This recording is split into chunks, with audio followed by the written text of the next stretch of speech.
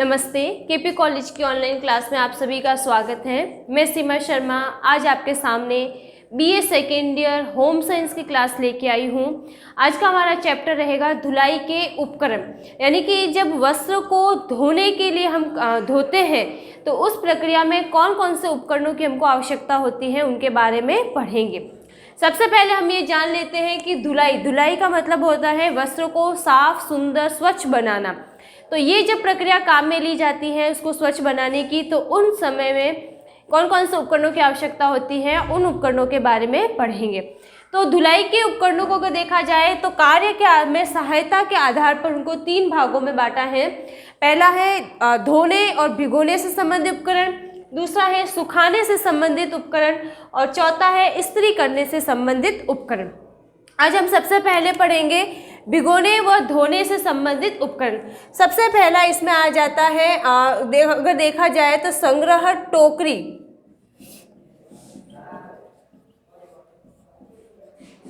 या टब, यानी कि संग्रह टोकरी इसलिए कहा जा सकता है कि या थैली भी इसको कहा जा सकता है, क्योंकि कई बार क्या होता है कि बहुत ज़्यादा मात्रा में जब गंदे कपड़े इकट्ठे हो जाते हैं तो उन कपड़ों को ऐसे ही डाल दिया जाता है तो वो बिखरे हुए लगते हैं।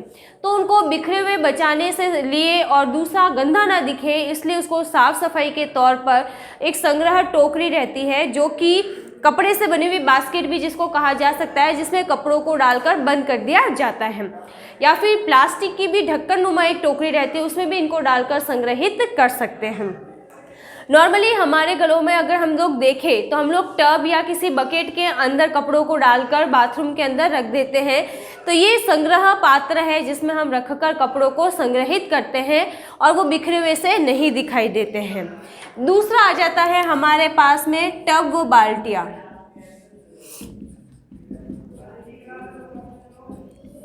टब एवं बाल्टियों से मतलब है कि ये जैसे अगर देखा जाए नॉर्मली प्लास्टिक की बनी हुई रहती है, धातु की बनी हुई रहती है, एल्यूमिनियम या फिर लोहे और स्टील की बने हुए हो सकते हैं। इनमें पानी को एकत्रित करने के लिए, साबुन या सर्फ का घोल बनाने के लिए काम में लिया जाता है।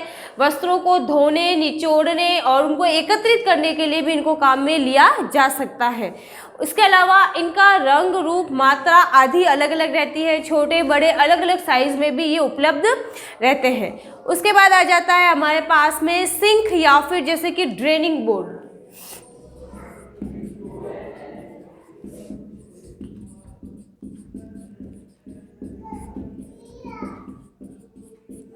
अगर जैसे कि वस्त्रों को धोकर खड़े होकर धोना है तो उस समय सिंक का उपयोग किया जाता है, जिसमें सिंक में ही साबुन का घोल बनाकर वस्त्रों को उसमें मसल कर धोया जा सकता है।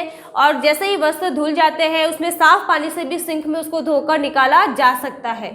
साथ में दूसरा आ जाता है ड्रेनिंग बोर्ड। ड्रेनिंग बोर्ड का मतलब होता है कि वस्त्रों को धोते समय उस पर रखने के लिए और धोने के पश्चात वस्त्रों को ड्रेनिंग बोर्ड के ऊपर रखा जाता है, जिससे कि अतिरिक्त जो पानी है वो बहकर अलग हो जाता है। उसके बाद आ जाता है हमारे पास में मग। मग अगर देखें तो सभी के घरों में काम में लिए जाने वाला एक उपकरण है। मग प्लास्टिक के भी हो सकते हैं या फिर जैसे किसी धातु के भी बने हुए हो सकते हैं। उसमें पकड़ने के लिए एक स्टैंड भी रहता है जिसकी सहायता से हम मग को आसानी से पकड़ सकते हैं। मग का उपयोग ज़्यादातर एक बाल्टी से दूसरे बाल्टी में पानी लेने के लिए किया जाता है, या फिर बाल्टियों में से पानी को कपड़े पर डालने के लिए भी मग का उपयोग किया जा सकता है। पांचवी चीज़ जो आ जाती है हमारे पास में वो है कटोरा। कटोरा जो है स्टील का बना हुआ रहता है, प्लास्टिक के भी रह सकते हैं। इनका उपयोग ज़्यादातर जो है किसी भी धुलाई सामग्री जैसे कि सर्फ है या फिर जैसे कोई डिटर्जेंट पाउडर वगैरह रह गया, या फिर कोई जैसे इजी है वगैरह है, उसमें निकाल कर अच्छे से वस्त्र पर इसमें कटोरे में घोल बना दिया जाता है और उस घोल को फिर किसी भी टब या बाल्टी में भरे पानी में डालकर आसानी से मिलाया जा सकता है। उसके अलावा कटोरे का उपयोग जैसे कि कलफ वगैरह को घोलकर इसमें काम में लिया जा सकता है, ताकि कटोरे में कलफ बना दिया जाता है और उस कटोरे में बने कलफ को फिर किसी दूसरे पानी के अंदर मिक्स कर वस्त्रों को धोने के लिए हम लोग काम में ले सकते हैं, या फिर कलफ करने के लिए उसको दूसरे बड़े बर्तनों में आसानी से मिलाया जा सकता है। ज़्यादातर पेस्ट बनाने के लिए जैसे कि नील है, कलफ का पेस्ट बनाने के लिए वगैरह इन क्या कामों के लिए इसका उपयोग किया जाता है। छठी चीज़ आ जाती है हमारे पास में चम्मच। चम्मच का उपयोग सर्फ की थैली से सर्फ निकालने के लिए, कलफ निकालने के लिए, नील लेने के लिए, या फिर अगर देखा जाए ईजी वगैरह है इनके घोल को किसी मात्रा में लेने के लिए चम्मच का उपयोग किया जाता है और उसको फिर लेकर किसी भी कटोरे में या बाल्टी में डाला जा सकता है, यानी कि सामग्री को निकालने के लिए चम्मच का उपयोग किया जाता है। सातवीं चीज़ आ जाती है हमारे पास में स्क्रबिंग बोर्ड। स्क्रबिंग बोर्ड हम उसका अगर शब्द को तोड़े तो स्क्रब, नॉर्मली हम लोग जानते हैं स्क्रब का उपयोग जो है धुलाई के लिए, दाग धब्बों को निकालने के लिए काम में लिया जाता है। स्क्रबिंग बोर्ड के ऊपर अगर देखें तो नॉर्मली कोई भी साबुन वगैरह का जैसे पेस्ट करके उसके ऊपर वस्त्रों को रगड़ा जाता है और रगड़कर जो दाग धब्बे हैं वो निकाले जाते हैं। स्क्रबिंग बोर्ड की जो सतह है वो कुछ खुरदुरी रहती है जिसकी वजह से वस्त्रों को घिसने पर उस पर से दाग वगैरह जो है आसानी से निकाले जा सकते हैं। आठवां हमारे पास में अगर यहाँ पे है वो है सक्शन वॉशर।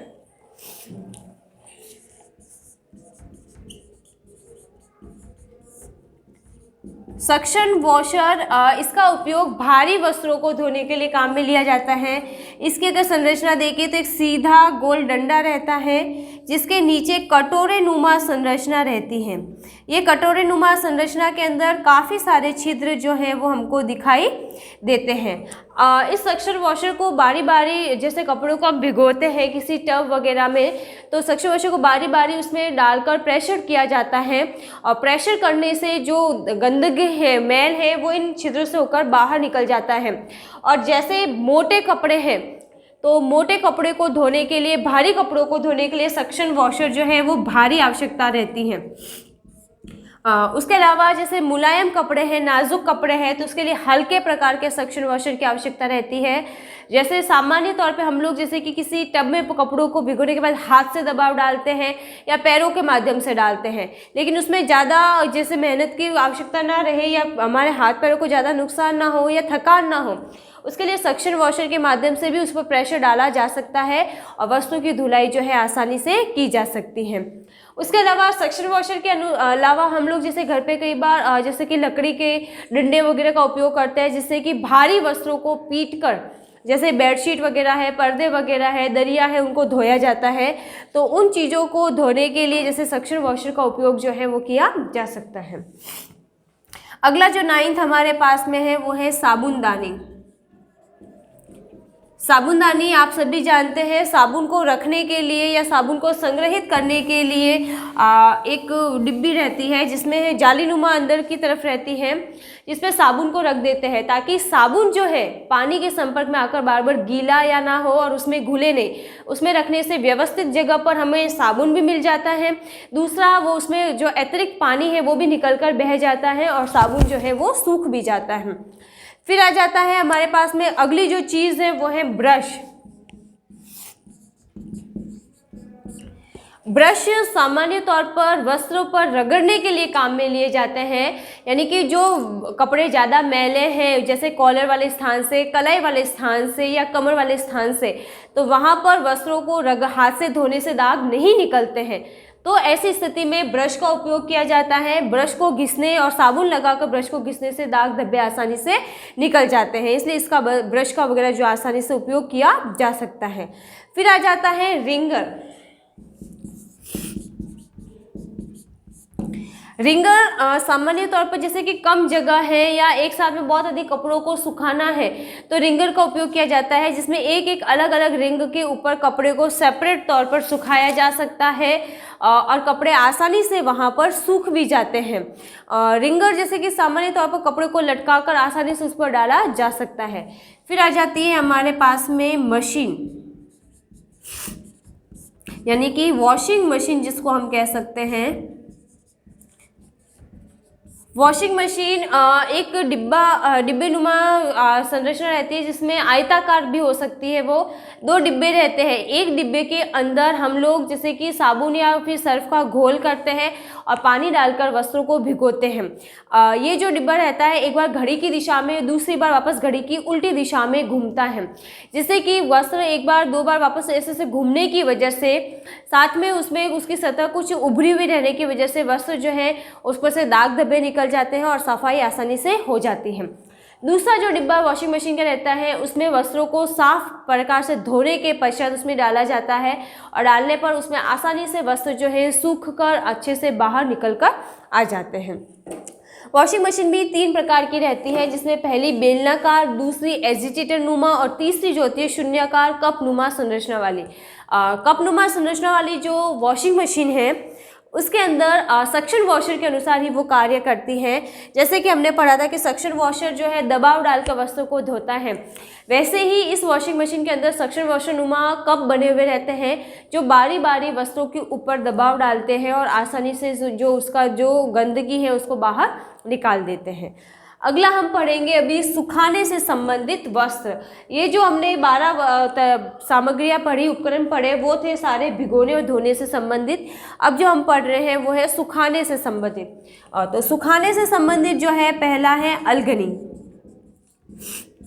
अलगनी नॉर्मली हम लोग जैसे घरों में तार बंधा हुआ रहता है, जैसे प्लास्टिक की डोरी बंधी हुई है, सूतली बंधी हुई है, तो उसके ऊपर कपड़ों को डालकर सुखाते हैं, जिससे हवा के संपर्क में आकर वस्त्र आसानी से सूख जाते हैं। इन पे वस्त्रों को सुखाने के लिए क्लिप का उपयोग किया जाता है, ताकि वस्त्रों को डालकर क्लिप उस पर लगा देते हैं ताकि वस्त्र नीचे नहीं गिरते हैं। फिर तीसरा आ जाता है हमारे पास में रैक। रैक जो है उसका उपयोग जो है ज़्यादातर वस्त्रों को सुखाने के लिए काम में लिए जाते हैं। इसमें अलग अलग जैसे रैक का उपयोग किया जा सकता है। गोल हैंगर वाली रैक भी आती है, जिसमें गोल हैंगर लगे होने की वजह से साथ में अलग अलग जो संरचना है वो बाहर निकली हुई है। इसको हम पंखे नुमा संरचना भी कह सकते हैं। ये गोल है, साथ में इसमें इस तरीके से संरचना रहती है, जिसमें हम बहुत सारे वस्त्रों को एक आसानी से इस पर रैक के ऊपर डालकर सुखा सकते हैं। दूसरी आ जाती है कपड़े टांगने के जो हैंगर हैं, वो चौकर रहती हैं, जिसमें अलग अलग पाइप लगे हुए रहते हैं। इन पाइपों के बीच में जो है हम लोग कपड़ों को डालकर सुखा सकते हैं। एक जो रहती है वो जैसे दीवार में फिट किया जा सकता है, उसमें जो हैंगर रहते हैं वो इस तरीके से नीचे रहते हैं। इनको एक एक सामने ऊपर की ओर करके इस पर भी वस्त्र को बारी बारी डालकर सुखाया जा सकता है। तो जो रैक है वो भी अलग अलग तरीके से काम में ली जा सकती है।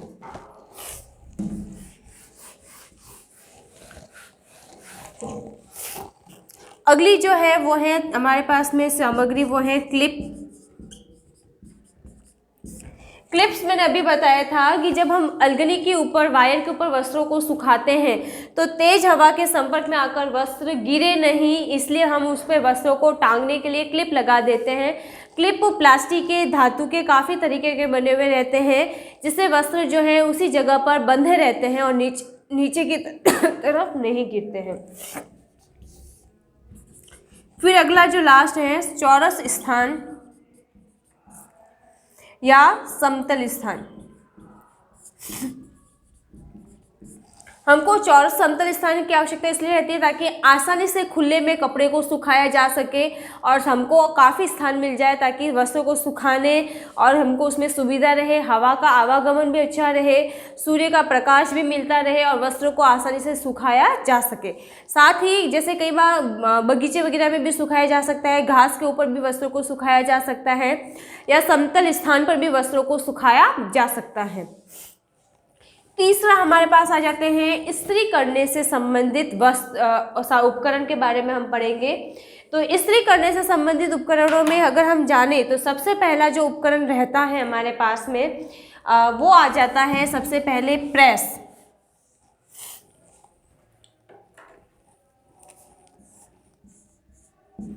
पहला आ जाएगी स्वयं इस्त्री, दूसरा आ जाएगा टेबल और अगर इन चीज़ों में अगर हम समझे, सबसे पहले स्त्री, तो ये स्त्री भी दो तरह की रहती है, एक ऑटोमेटिक स्त्री रहती है और एक होती है कोयले से चलने वाली स्त्री। कोयले से चलने वाली जो स्त्री है उसका उपयोग ज़्यादातर धोबी के द्वारा किया जाता है, जिसमें अंगारों को उस स्त्री के अंदर डालकर टेम्परेचर बढ़ जाता है और उसको भारी वस्तुओं पर करने के लिए काम में लिया जाता है। दूसरा जो स्त्री रहती है नॉर्मली, जिसका हम टेम्परेचर स्वयं सेट कर सकते हैं, ऑटोमेटिक जो स्त्री रहती है, उस स्त्री का उपयोग हम लोग वस्त्रों पर से घर पर ही घरेलू स्तर पर ज़्यादातर उपयोग में लिया जाता है और वस्त्र पर जितनी भी तरह की सलवटें वगैरह हैं उसको निकालने के लिए इसको काम में लिया जाता है।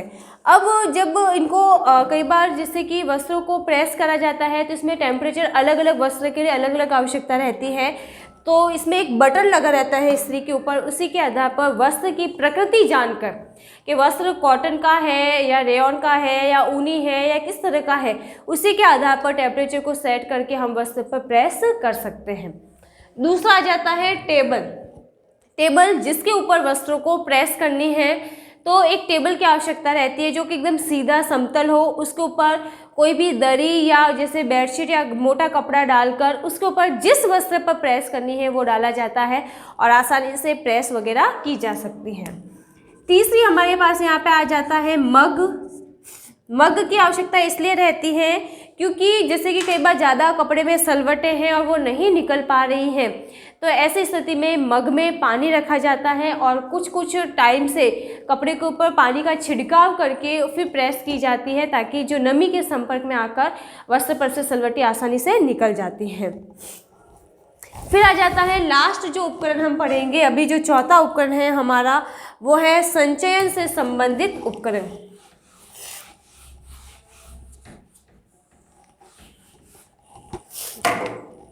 चौथा उपकरण है संचयन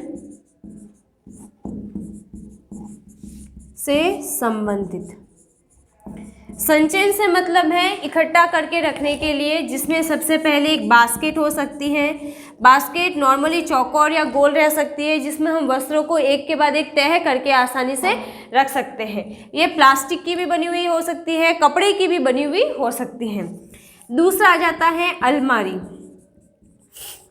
अलमारी का उपयोग ज़्यादातर सभी घरों में किया जाता है। ये बक्सेनुमा एक अलग से खड़ी जो अलमारी का उपयोग किया जाता है, जिसमें अलग अलग रैक बनी हुई रहती है, जिसमें वस्त्रों को समेटकर हम लोग रख सकते हैं और जिस वस्त्र के लेने में भी सुविधा हमको आसानी से रहती है। कुछ अलमारियों में हैंगर टांगने की भी सुविधा रहती है, जिसमें हैंगर के अंदर वस्त्रों को डालकर अच्छे से हैंगर को उसमें अलमारी के अंदर लटकाया जा सकता है ताकि वस्त्र जो है हमको सेपरेट मिल सके और अच्छे से उनको बनाया वहाँ पर रखा जा सके। इससे वस्त्र की जो सलवटें वगैरह हैं वो भी नहीं पड़ती हैं और वस्त्र जो है हमको अलग अलग दिखाई भी देता है, जिससे लेने में रखने में भी हमें काफ़ी सुविधा रहती है। तो आज हमने पढ़ा धुलाई के उपकरण, जिसमें सबसे पहले वस्त्रों को धोने से संबंधित उपकरणों के बारे में पढ़ा, फिर सुखाने से संबंधित उपकरणों के बारे में पढ़ा, उसके बाद में इस्त्री करने वाले उपकरणों के बारे में, और लास्ट जो पढ़ा हमने संचयन से संबंधित यानी कि उनको सुरक्षित रखने से संबंधित उपकरणों के बारे में। आज का हमारा चैप्टर यहीं ख़त्म होता है। हम बहुत जल्दी मिलेंगे अगली क्लास के साथ में। तब तक के लिए सभी को गुड बाय।